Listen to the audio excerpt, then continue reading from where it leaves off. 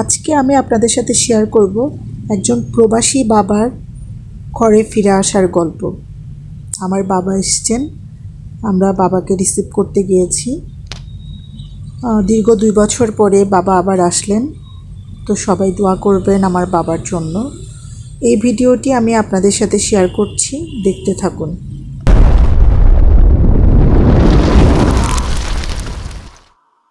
Hello সবাইকে, প্রাচী প্রীতম ওয়ার্ল্ডের নতুন আরেকটি ভিডিওতে সবাইকে স্বাগতম। আশা করছি ভালো আছেন, আমরাও ভালো আছি। আজকে আমি আপনাদের সাথে শেয়ার করছি আমার বাবাকে এয়ারপোর্ট থেকে আনতে যাওয়ার দ্বিতীয় পর্বটা। তো আমরা তো এয়ারপোর্টের মধ্যে অপেক্ষা করছিলাম, এর মধ্যে প্রচুর ঝড় বৃষ্টি হয়েছিল, যে কারণে বাবার ফ্লাইট প্রায় 1.5 ঘন্টা লেট ছিল। আমরা 3 ভাই বোন একসাথে ছিলাম। তো আমরা অপোজিট সাইডটাতে গিয়ে আমরা হাঁটাহাঁটি করছিলাম, দুষ্টামি করছিলাম, ছবি তুলছিলাম।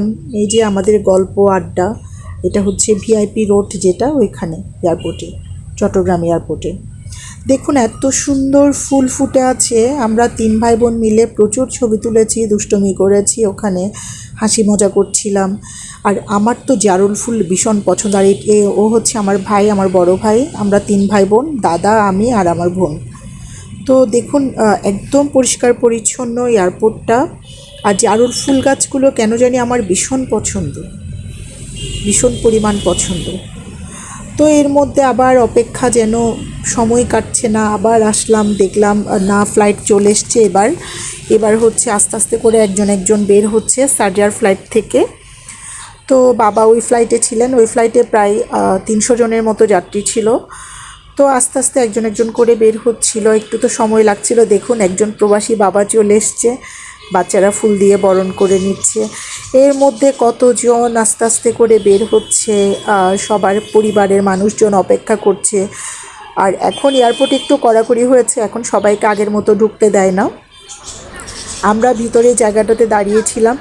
এর মধ্যে আবার পৃথুন, প্রজ্ঞা আর আমার ভাই রাজ, ও হচ্ছে মজা করছিল। পৃথুন আর প্রজ্ঞার সময় কাটছিল না, তাই। এর মধ্যে দেখেন একে একে সবাই আসছে, আস্তে আস্তে করে পরিবারের মানুষজন রিসিভ করে নিচ্ছে। এই লোকটা দেখুন দীর্ঘ প্রবাস থেকে এসছে, খুঁড়িয়ে হাঁটতে পারছে না ভালো মতো। আসলে প্রবাস জীবনটাই হচ্ছে কষ্টের, কিন্তু কত কষ্ট করে আমাদের পরিবার পরিজন, আত্মীয় স্বজন, সন্তান, বাবা মা, ছেলে বউ সবাইকে ফেলে বিদেশে থাকে শুধুমাত্র আমাদের একটু খুশির আশায়। এর মধ্যে দেখলাম আমার বাবা বের হচ্ছে। তো আমার ছোট বোনের হাজব্যান্ড, আমার কাজিন, ওরা হচ্ছে এগিয়ে গেল। এই যে আমার বাবা আসছেন। খুব ভালো একজন মানুষ, নিজের বাবা বলেই বলছি না। এই মানুষটার কোনো অহংকার নেই, কিছু নেই। এত ভালো একজন বাবার সন্তান আমি, আমার নিজেকে খুব গর্বিত মনে হয়। দেখুন আমার ভাই গেল, ওরা হচ্ছে সবাই বাবাকে রিসিভ করে নিয়ে আসছে।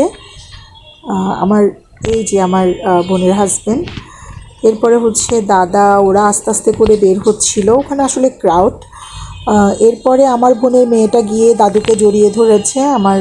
আমি, আমার বোন, আমরা গেলাম। কতদিন, 2টা বছর পরে বাবার সাথে দেখা। একজন সন্তানই বুঝতে পারে এই সময়টা কী যে আনন্দের। দীর্ঘ 2 বছর দূরে থাকা যাদের বাবা আছে, অনেক কষ্ট, আসলে কখনো বলা যায় না। আমাদের জন্যই তো বাবা বাইরে থেকে যায়, শুধুমাত্র অর্থ উপার্জনের জন্য। আসলে প্রবাসী সন্তানরা একমাত্র এই কষ্টটা বুঝতে পারে। দেখুন পুরো এয়ারপোর্ট জুড়ে অনেক মানুষের ভিড়। তখন কয়টা বাজে? সবেমাত্র 8:30 কি 9টা। অনেক ভিড়ে। যে আমার বাবা হাঁটছিলেন আস্তে আস্তে করে। বাবার ওই যে দীর্ঘ আগের দিন 5 ঘন্টা এয়ারপোর্টে অপেক্ষা, এখানে প্রায় 3 ঘন্টা। তো বাবার একটু পা ব্যথা করছিল, স্বাভাবিক, অনেকক্ষণ দাঁড়ানো ছিল। এরপরে বাবাকে গাড়িতে উঠিয়ে দিয়ে, আমাদের 2টো গাড়ি ছিল, গাড়িতে উঠিয়ে দিয়ে আমরা আরেকটা গাড়ি করে যাচ্ছিলাম। একটা গাড়িতে আমার বোনের হাজব্যান্ড, আমার ভাই আমার বাবাকে নিয়ে চলে গেল।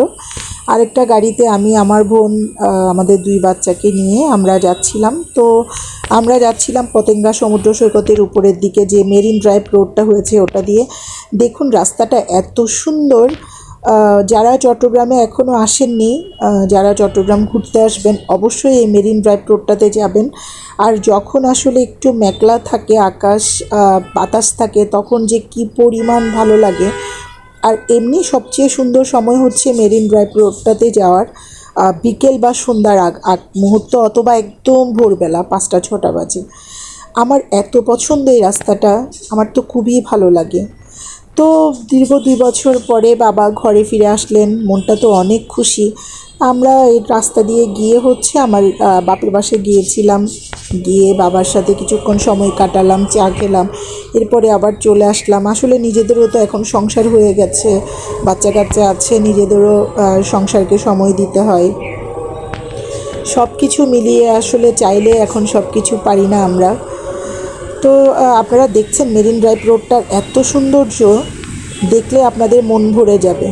হাজার হাজার জাহাজ হচ্ছে নোঙর করা ছিল আশেপাশে। আমি তো পুরোটা ভিডিও করতে পারিনি, যতটুকু পেরেছি আমি একটু একটু করে ক্লিপ নিয়েছি। দেখুন এত অসাধারণ একটা দৃশ্য, আপনাদের সবার মন ভরে যাবে। যারা চট্টগ্রামে আসবেন অবশ্যই চট্টগ্রাম পতেঙ্গা সমুদ্র সৈকতে মেরিন ড্রাইভ রোডটাতে যাবেন। তো আমার এই ভিডিওটি আপনাদের কাছে কেমন লেগেছে একটু কমেন্ট করে জানাবেন। সবাই ভালো থাকবেন, সুস্থ থাকবেন। বাই বাই সবাইকে।